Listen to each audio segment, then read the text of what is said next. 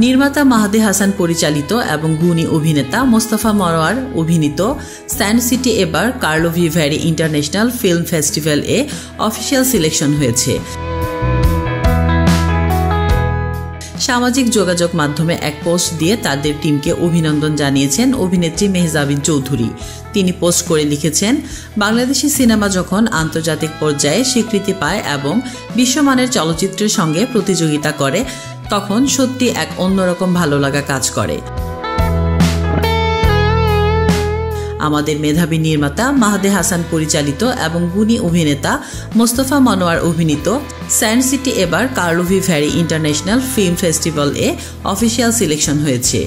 অভিনন্দন জানিয়ে মেহজাবিন লিখেছেন, এটা নিঃসন্দেহে আমাদের দেশের জন্য একটি গর্বের মুহূর্ত।